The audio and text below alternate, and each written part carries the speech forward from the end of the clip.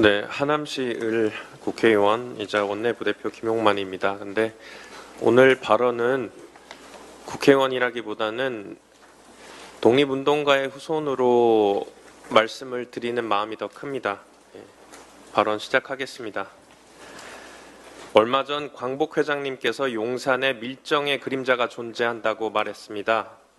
저는 조금 다르게 생각합니다. 저는 용산 그 자체가 밀정일 수도 있겠다는 생각이 듭니다. 독립기념관이 개관 37년 만에 처음으로 광복절 경축식을 진행하지 않는다고 합니다. 얘기를 들어보니 광복절 경축식을 개최하기로 했다가 정부가 주최하는 경축식에 관장이 초대됐다라고 돌연 행사를 취소한 겁니다. 중앙정부 경축식에 초대를 받아서 취소한 겁니까? 아니면 아무도 참석을 하지 않으니까 취소한 겁니까? 이뿐만이 아닙니다. 1965년 설립 이래 처음으로 광복회가 광복절을 가지 않는다고 선언했습니다. 지금 독립운동계는 김영석 독립기념관장 임명으로 상상도 못한 초유의 사태들을 겪고 있습니다.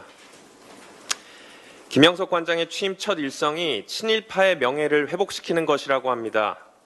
독립기념관은 독립운동과 관련해 객관적으로 자료를 수집하고 연구, 교육, 전시하는 역할을 수행해야 하는 곳입니다. 그런 곳에서 신임 관장이라는 사람이 특정한 목적을 사전에 설정해 두고 친일파 복권이라는 목표에 맞춰서 역사를 해석하겠다는 참 기가 막힌 상황이 벌어지게 된 것입니다. 그는 과거에 국민청원을 통해서 백선엽 장군을 국립현충원에 안장하고자 했다면 이제는 독립기념관장으로서 백선엽의 역사적 평가를 공식적으로 조정하게 된 것입니다. 아마도 그렇기에 김영석 관장이 독립기념관장으로 임명되는 것에 대해 우리 국민들 10명 중에 7명이 반대를 하지 않았을까 생각됩니다. 이런 문제투성이 뉴라이트 인사를 독립기념관장으로 어떻게 앉힐 수 있단 말입니까? 대통령실은 독립기념관에서 1순위로 제청한 후보자를 임명했을 뿐이라고 합니다. 근데 참 이상합니다.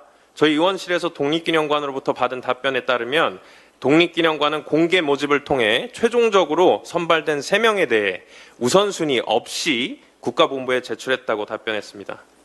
이 사실을 확인하기 위해서 보훈부에 대통령실에 어떻게 제청했는지 자료를 요청했는데 언제 제청했는지, 몇 명을 제청했는지, 누구를 제청했는지 그 어떤 자료도 줄 수 없다고 합니다. 독립기념관과 대통령실 둘 중에 누군가가 거짓말을 하고 있는 겁니까? 아니면 보훈부에서 후보자를 제청할 때 장난질을 쳤다는 겁니까? 그것도 아니면 김영석은 내정되어 있었고 모든 절차를 그 형식에 마쳤다는 겁니까? 대통령실은 또 윤 대통령이 김 관장을 개인적으로 알지 못했다고 하고 김영석 관장도 취임사에 공고를 보고 지원하게 됐다고 합니다. 그렇다면 임원추천위원회의 서류 면접 모두 통과하고 보훈부로부터 제청받아서 대통령에게 임명되는 모든 과정을 거쳤는데 정상적으로 정말 뉴라이트가 독립기념관장이 된 겁니까? 김영석 관장은 뉴라이트라는 개념이 뭔지 모르겠다고 합니다. 제가 뉴라이트라는 얘기를 처음 들어봤다 이렇게 얘기를 합니다. 그래서 관장님 제가 뉴라이트가 뭔지 말씀드릴 테니까 듣고 한번 본인을 평가해 보십시오. 소위 뉴라이트라고 하는 사람들은 1919년에 대한민국 임시정부 수립을 부정합니다.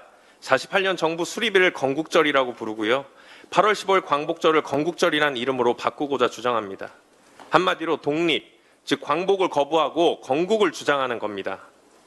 이들은 또 임시정부를 이끌고 평생 조국 독립에 헌신한 독립운동가를 폄훼하고요. 4.19 혁명으로 국민들에게 쫓겨난 독재자 이승만 대통령을 국부라고 떠받들고 있습니다. 이래도 본인이 뉴라이트가 아니라고 생각을 하십니까? 밀정에게 밀정이냐고 물으면 아니라고 대답하는 것과 똑같은 이치라고 생각합니다. 김영석 관장은 후보자 면접 당시에 일제 식민지대 때 한국 국적이 뭐냐고 하니까 일본이라고 대답했습니다. 민족 말살 정책을 내세웠던 일본 제국이 주장한 내선 일체라고 하죠. 그걸 그대로 인정한 겁니다. 사실 뉴라이트 정도가 아니라 친일 매국노라고 불러야지 더 적합한 것 아닐까요? 윤석열 대통령의 역사 왜곡 친일 행각은 친일 인사행각은 독립기념관으로 그치지 않았습니다. 윤석열 대통령은 22년 9월 국가교육위원회에 친일 독재를 미화했던 이배용 위원장을 지난 5월 제가 여기에서 처음 부대표 인사를 드렸을 때 말씀드렸었죠. 국사편찬위원회에 국정교과서를 편찬했던 허동현 위원장을, 그리고 지난 2일에는 한국학중앙연구원에 일본의 식민지배를 비판하지 말라고 얘기하는 김낙엽 원장을 임명했고요. 이번 광복절을 부정하는 김영석 관장을 이번에는 독립기념관장으로 임명했습니다. 윤석열 대통령의 연이은 뉴라이트 인사 기용은 우연일까요? 계속되는 우연은 우연이 아니겠죠. 분명 필연일 겁니다. 일본과 윤석열 대통령은 완벽한 내선일체, 일본과 한몸인 듯한 모습을 보이고 있습니다. 마치 윤석열 대통령은 친일 매국 대통령이고 대통령실은 조선 총독부가 아니고 용산 총독부가 된 것 같습니다. 그리고 윤석열 대통령과 기시다 총리는 그렇게 사이좋게 미국 여론조사 기관에서 글로벌 지지도 평가 25개국 중에 긍정평가를 최하위점 25위와 24위 나란히 받았고요. 윤석열 대통령 부정평가 꼴찌입니다. 79년 광복절이 이틀 앞으로 다가왔는데 저는 벌써부터 두렵습니다. 다가오는 79주년 광복절 경축사에서 또 어떤 망언을 할지 염려스럽습니다.